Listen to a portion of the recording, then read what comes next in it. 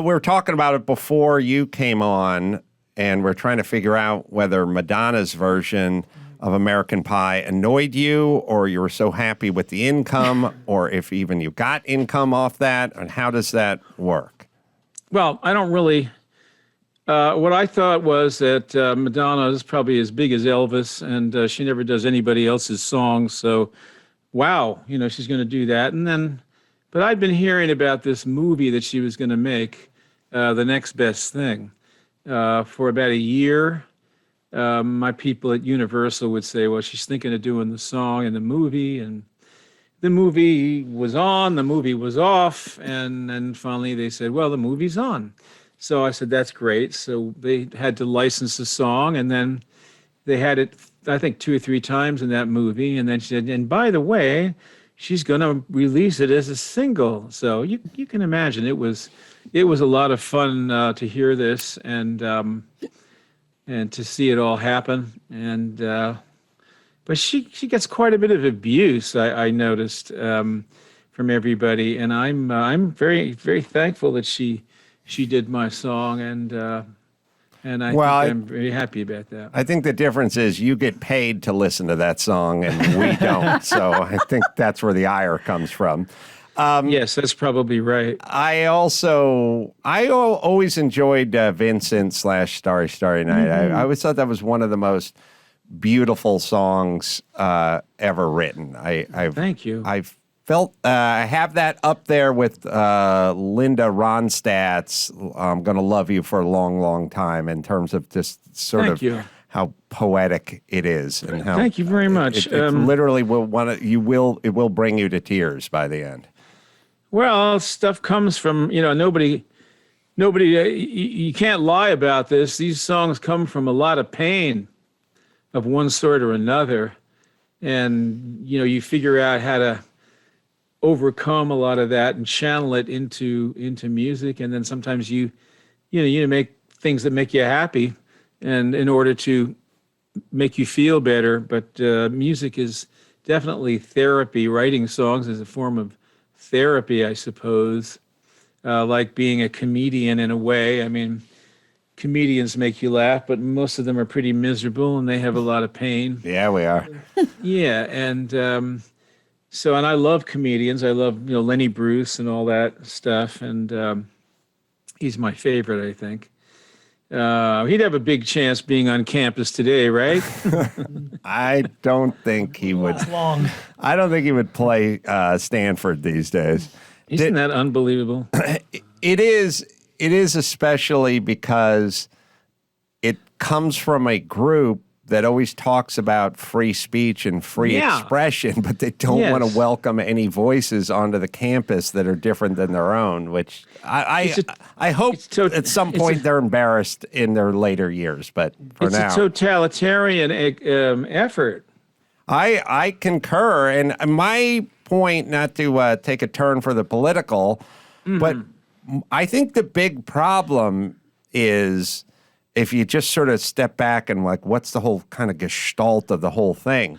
The students are students. They're essentially kids. They're students. It's the faculty who are the adults, and they need to make adult decisions. And the faculty can't just bend to the whim of the 19-year-olds who, grew up in a bubble with a silver spoon and always got their way. They need to be the adults on the campus, and they need to essentially say, hey, lunatics, you can't run the asylum.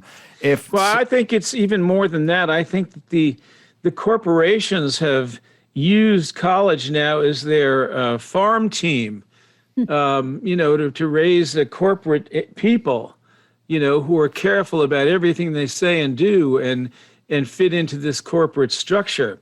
I mean, I went to a little college in New Rochelle called Iona College, and it was basically a day school, and it was taught by Irish Christian brothers, and we had H. Rap Brown, and we had all sorts of people on campus giving speeches who a lot of the people in this campus didn't agree with, but the idea was that it's an open forum. We had Ali came with Howard Cosell, and Robert Kennedy would come.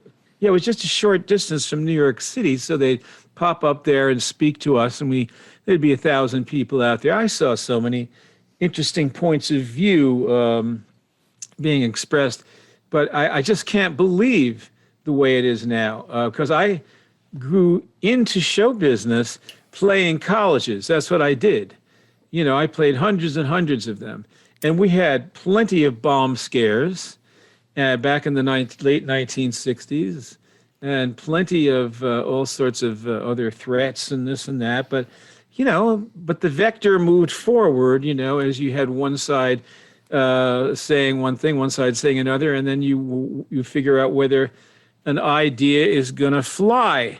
Does it really have any good points? And I knew many people blacklisted in the 1950s, and that was interesting because then you had America acting like a communist country. We're talking about McCarthyism, basically? Yeah. Mm-hmm. America was suddenly acting like a communist country. We don't like that idea, so we are going to make it illegal and stamp it out, rather than have the intellectual and the American idea, which was talk it out. Let's see if it has any points that are interesting, Well, here's an interesting comparison. So we're talking about this before you came on. We were talking about some of the new data that's coming out in terms of diversity as it pertains to your immune system, that you need to expose yourself to all these different germs and elements and stuff. And that the Amish kids have a much stronger immune system because they've exposed themselves to all this diversity of flora and fauna. And then obviously your system is hurt when you're covered with Purell and you never leave the apartment. And I would say the same thing psychologically. We're not helping these 19-year-olds by not letting them hear a diversity of ideas and opinions. You like that? Write a song about it. Give me co-creative. That's the way a song gets written, is like that. When you make that kind of obscure but very accurate comparison, that's how a song gets written, but I'm not going to write that. Let me. Fine. I'll tell Dawson to do it.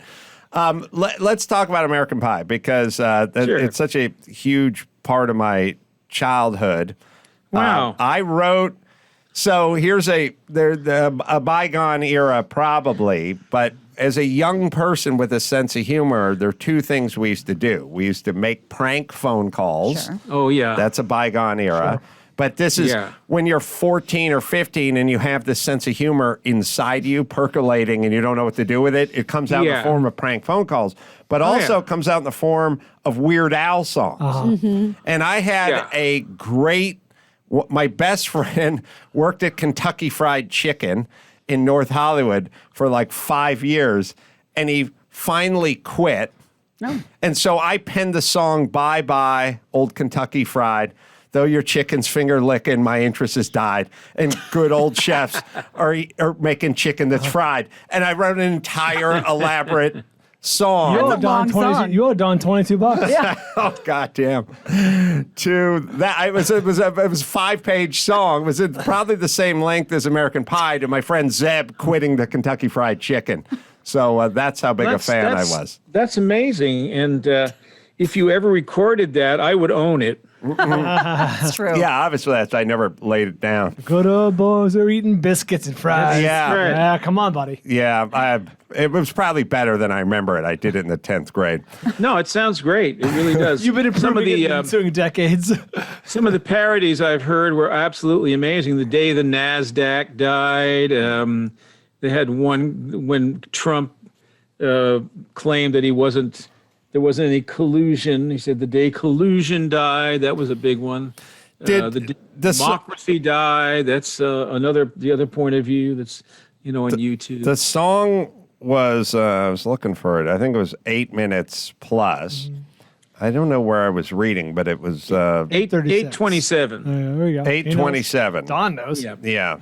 Something's wrong with me because I swear I was reading it on this sheet and then I don't see it. But longest song in length to go number one. Oh, there it is. Sorry, yeah.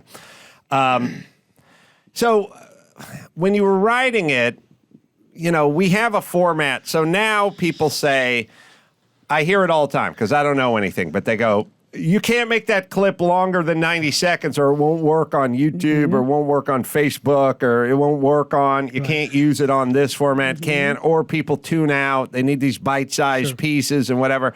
So writing a song that's 8.5 minutes long, people had to sort of try to talk you into a 3-minute and 41-second version of this?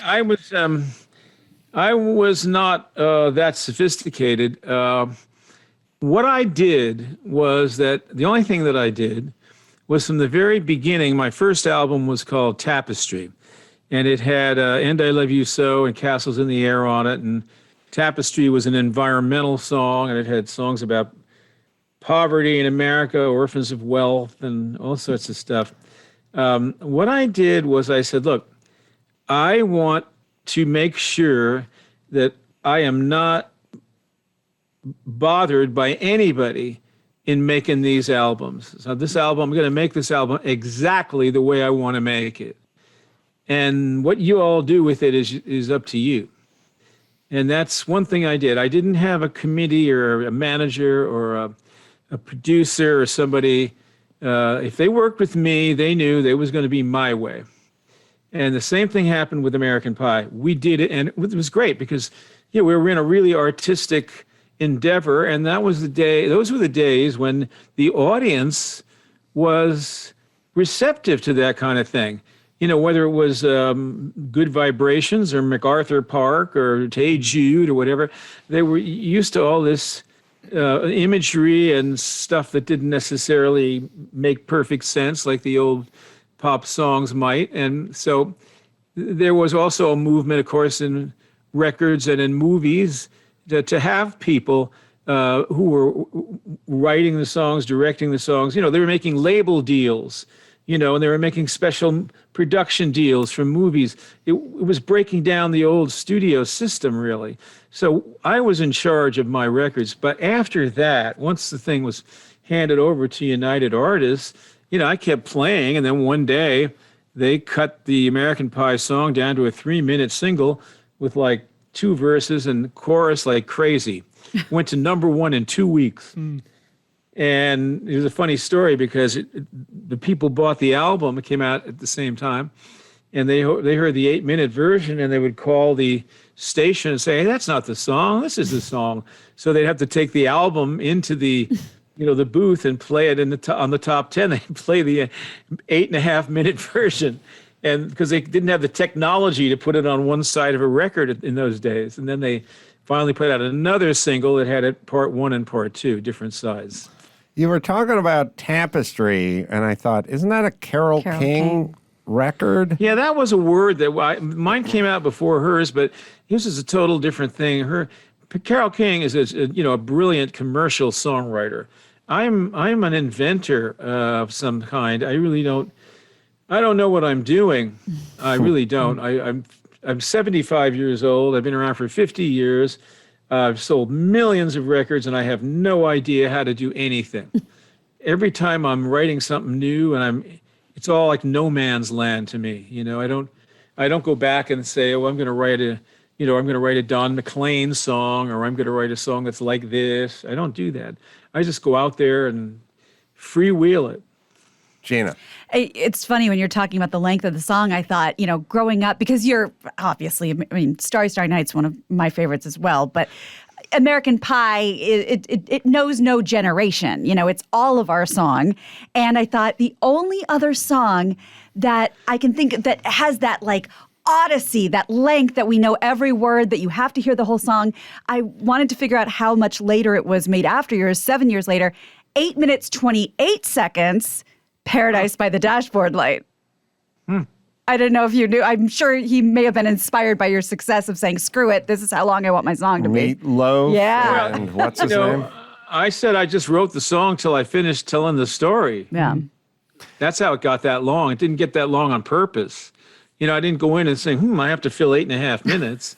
I said, no, I got to tell a story, and it ended up being 8.5 minutes. A weird Tapestry Carole King story is I was telling these guys last week when I was working on a book, and I was talking to Mike Lynch, who I'm writing the book with. I was driving. He was at home on his computer.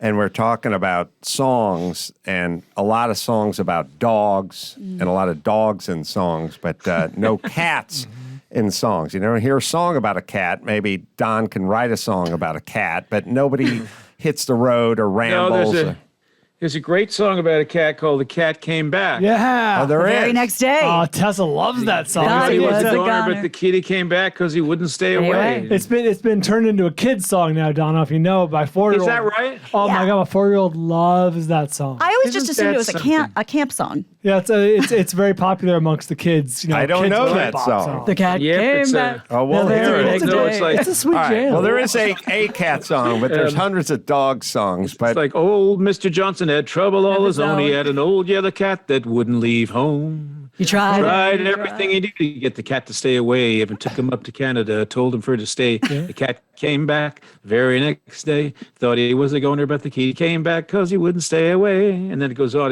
He put him in Cape Canaveral and shot him at outer space. It's funny because I'm only familiar with the kids' new version, and it's like a sultry jam. Yeah. It's got a bass line. It's pretty sweet. well, I wonder who did it originally.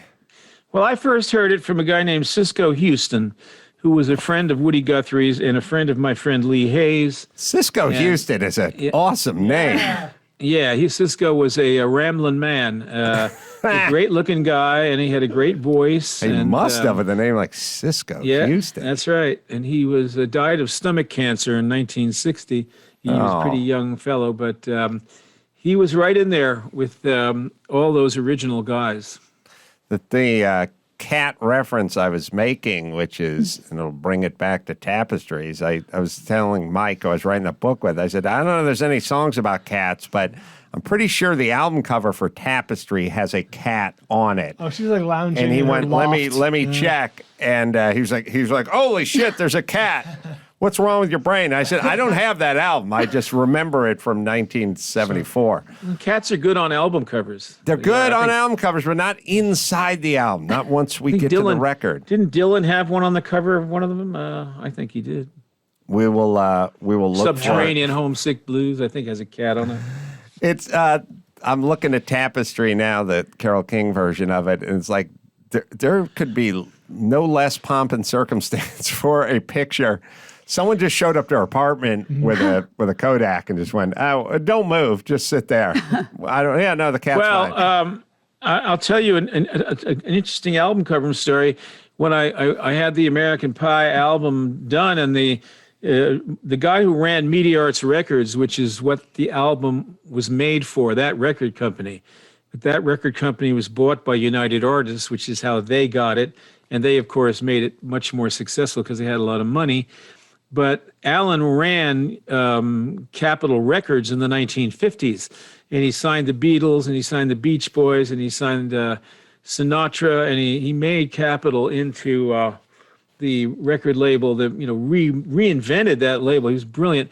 So he was the head of Media Arts. He said, "Well, I'm going to send you over to this guy.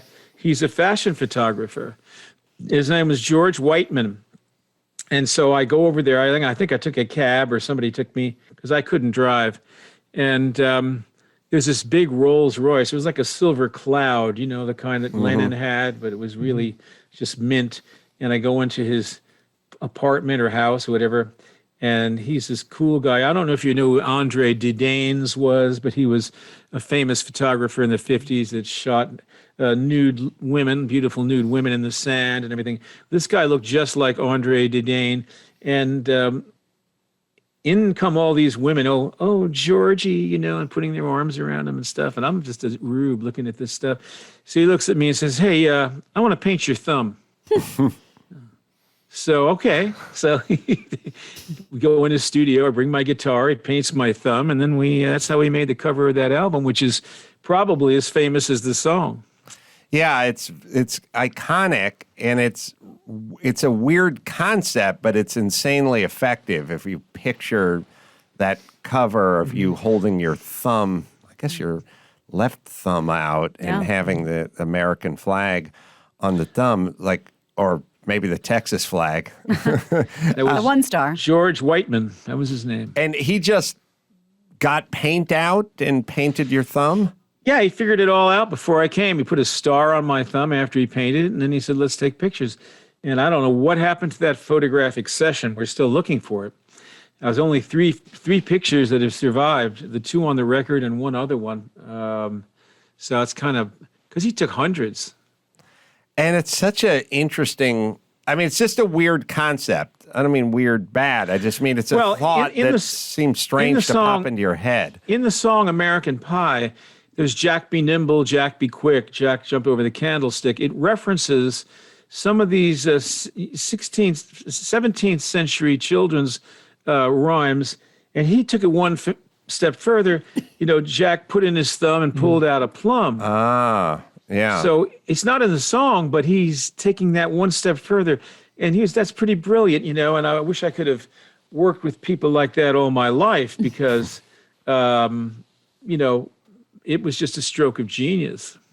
So you remember where you were when you sat down to write that song and how it sort of entered your brain? Yes, I was in a little gatehouse in a place called Cold Spring, New York. It's Cold Spring on the Hudson, which is directly across the Hudson River from West Point. And it was a little gatehouse that I rented, and it was the first place I had in the Hudson Valley. I moved up there in 1968 and sang around. I was with Pete Seeger a lot in those days and involved with the Hudson River Sloop Restoration Project. And there were a lot of very creative people. It was a wonderful time. And I was around so many great songwriters and people. It was just electric. And what happened to me was that all throughout the 1960s, I carried a torch almost for Buddy Holly. Ever since I'd been a paper boy and seen that story, and you couldn't find anything out about anybody in those days. Nothing was written. There were no books. There were no magazines. There were no rock and roll press. Nothing. So I used to go to New York in the mid-60s and look up microfilm in the library. Yeah, microfilm. To try to find more information about him and what happened. So I was always into this, among many other things. I have many pursuits, thousands of things I'm always doing. So, but I'm never forgetting this. So one day I read somewhere that a guy named Henry, who used to work at Henry's music store in New York City on 48th Street, was Buddy Holly's best man. So I knew Henry. So one day I said, were you Buddy Holly's best man? He said, yes, I was. And because Buddy didn't know anybody in New York, and that's when he got married. That's why he used this fella, because he just met him, really. So another piece of information. Then I end up in the Newport Folk Festival. Seeger took me and 3 or 4 other people to sing with him. And I met the Everly Brothers. And the Everly Brothers, they were there with their father, Ike Everly, who was famous for the 3-fingered style guitar, somewhat like Merle Travis, made famous, that they call Travis style. But Ike Everly was known for this also. And this Everly's did this fantastic show. And after the show, that Don and Phil were standing there. And of course, I idolized the Everly Brothers. There's no two ways about it. To me, they were every bit as great as Elvis or Little Richard or anybody. So yeah, they had a lot of great songs. Didn't one from Just So I went up. Yes. I went up to Phil Everly and I said, "I know you knew Buddy Holly," and I said, "Yeah, this is my chance." I said, "What happened?" And he had this voice. He talked like that, because he was always stretching that voice to sing those high notes. So his speaking voice had a little sand in it, And he said, "Well, Buddy died because he went ahead to do his laundry." And I said, what do you mean by that? He said, "Well, he was on this terrible tour and they had no time and he needed to do his laundry and he may have taken some of the other guys' laundry too." And so he flew ahead and in an hour he was dead. And I thought to myself, all of a sudden he became a human being. I don't know, in my crazy mind. So anyway, a year later, I was in this little gatehouse on the Hudson. And from the very beginning, I wrote into the tape recorder, I said, "A long, long time ago, I can still remember. That was, it all came out, the melody and everything, right through the day the music died. And it was like a genie came out of a bottle. I mean, I love doing this to myself because now I had something and I knew it was wonderful, and yet I didn't know what to do with it. So for about, I guess, a month, I had it in my head. I said, what am I going to, I got to have a rock and roll song. And I came up with this crazy chorus. And then I waited another couple of months, and then I just wrote the whole song in about 2 hours. I created this rock and roll dream, and I wrote it all on these big pieces of green paper and wrote the whole thing out. A couple of other ideas I didn't like, and so on, and that's just how it happened. But I invented, in a way, the rock dream, because that's really what it is. I never heard the story about him wanting to go ahead and do his laundry. But you're right, that he was a legend, and then that made him human. Nothing makes you more mortal than having to go do your laundry. Well, I'm always thinking in a cinematic way. All my songs are cinematic to some degree, and they're all, I kind of, as I say, I don't really follow any kind of pattern. So, and I sing other people's songs. I had a #1 record with Crying with Roy Orbison's song. There's some songs, Since I Don't Have You, I just have to sing those songs. And so, there's that part of it also. I like to sing. Trying to think, I was thinking of Everly Brothers. We got Bye Bye Love. We got Kathy's Clown, which just popped in my head, right? That's after they went to Warner Brothers Records. They left Cadence Records, where they had all their hits, with Archie Blyer. Archie Blyer was married to one of the Chordettes and made the Chordettes very famous, and started Cadence Records and had the Everlys, and he produced all those records, and they had a gold mine going there, along with Boodle O'Brien and Felice and Boodle O'Brien wrote all those songs, Bye Bye Love, Devoted to You. Wake Up Little Susie's. Oh, yeah. Wake Up Like Strangers, all that. Oh. And then they went for $1 million. They took the money and went over to Warner Brothers. And I think Don Everly wrote Kathy's Clown, and that was it. They never had another hit. Wow. What was your bring it full circle? They had a minor hit with a song called Bird Dog. Oh, really? Singing about dogs. Oh, yeah. I'm trying to think. I got to hear. Someone's got to give me a list of Everly Brothers. Why do I know that? Bird Dog was on Cadence Records. Yeah, they didn't sing I Ran All the Way Home, the Sorry song. They didn't write that song, did they? No, that was who did that song? I ran all the way home just to say I'm sorry. Hey, Chris. When will I be loved? Love that song. Oh, yes. I think that was a one-shot, that one. What a great song that was. Now you got to find Chris, who wrote I Ran All the Way Home, or the song. I don't know what that. It's a weird, deep 50s cut. And I don't know who did it. Neither does Don. Who? The Impalas. The Impalas, yeah. Didn't the Everly Brothers do... The Impalas, yeah, that's right. Yeah, Didn't they do Whenever I Want You, All I Have to Do... That was the Everly Brothers. Love that song. Yeah. That's another Boodle O'Brien song. Yeah, well, the good stuff was, you can tell, yeah. But one of my favorite 50s songs is the Marcel's Blue Moon. Mm-hmm. Yeah, that is heavyweight. That's a great song. Yeah. It's a bygone era, because I don't know, for me it's like there's too much sampling now and too much electronic and too much DJ Khaled, and it bothers me. Well, there's not enough breathing. Yes. I need some breathing. breathing. You need to breathe, man. You need to hear some mistakes. In the record. Sometimes I would hear, as a little boy, I would listen over and over. There was a thing that Elvis, I had a 78, believe it or not. I got the first Elvis records were 78s, 2 of them. And he sang, I don't care if the sun don't shine, and when my blue moon turns to gold again. And there was a moment when he slobbered. Mm-hmm. He was singing this song. He was so alive in those records, and he like did that when he was, and I would listen to that over and over again. It was just this tiny moment. And anybody like me that makes records, that's how you fell in love with records. You knew what you wanted to do. You wanted to be coming out of that speaker just like the people were that you heard when you were a kid. And by God, it meant everything to me. I didn't care about the one-nighters. I didn't care about the money. I just wanted to get in that speaker, and I wanted to make it sound like I wanted it to sound. Well, let me give you a plug. The American Pie 50th Anniversary Book-a-Zine, it's a 96-page publication. It's available everywhere magazines are sold, and also the live dates coming up September 11th, September 17th.